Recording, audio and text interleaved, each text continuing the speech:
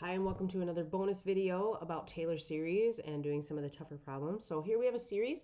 We're asked to consider this series. It's centered at 0, and so we have our rule, we've got our first 4 terms, and our goal is to find the third derivative at 0. Now, there's 2 ways that we could do this. The first way is what we can call brute force, where if this is f of x, we can simply differentiate and find the third derivative and then plug in 0.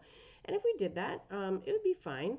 We'd have like f prime equals 2 minus 6x over 2 minus 4 x squared, 12x squared over 3 plus 20 x cubed over 4. And then we do the second derivative and we'd get negative 3 minus 24x over 3 plus 60x squared over 4. And then we'd finally get our way to the third derivative, and we'd have negative 24 over 3. And then all the other terms are going to have x's in them.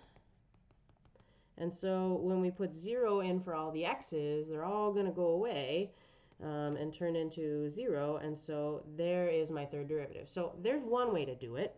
But what if we're asked to find, like, I don't know, the 75th derivative or something like that, and we can't exactly sit there and differentiate 75 times.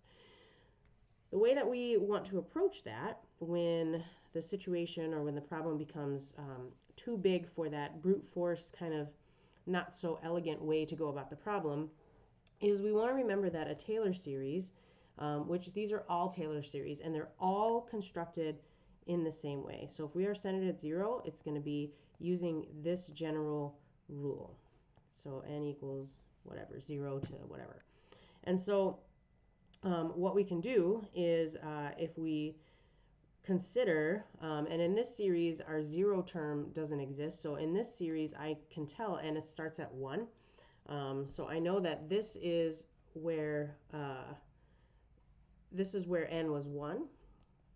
And so n equals 2 is here, n equals 3 is here, n equals 4 is here. And so I can also tell that from the rule because it's x to the nth power. And so I'm going to go to where n is 3, because in a Taylor series where n is 3, that's where you're going to find the third derivative. So x to the third power is the key here. And so I know that the third derivative at 0 times x cubed times or over 3 factorial somehow morphed into this term. And so my goal now is to solve for that third derivative. And so I know that x cubed exists in both of them, so I can kind of divide that away. And so now I'm left with this. The third derivative at 0 over 3 factorial is equal to 4 over 3.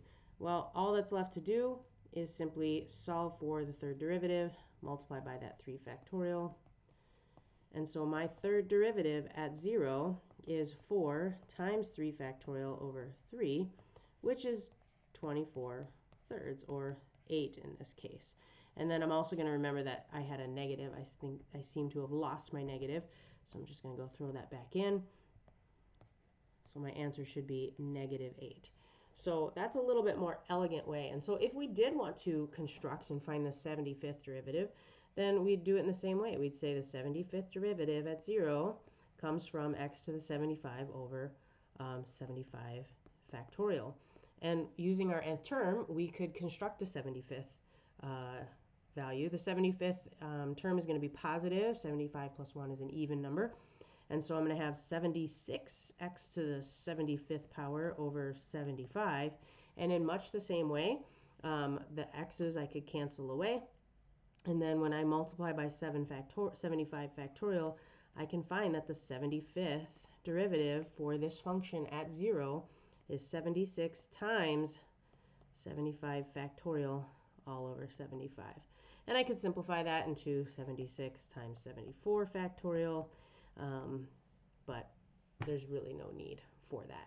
So this is how we want to approach these problems, especially when we're asked to find a derivative that is beyond maybe doing a couple, first or second or third derivative. But if it's a earlier derivative, like second derivative, third derivative, even the fourth derivative, and you just want to do the derivative of the terms and then plug 0 in, notice, if you kind of rewind and go back to the beginning, you'll see we got negative 24/3 when we did it that longer drawn out way. So the best way to solve a problem is the way that you feel the best doing in the time you have allotted. So keep that in mind, and yeah, here's another bonus problem.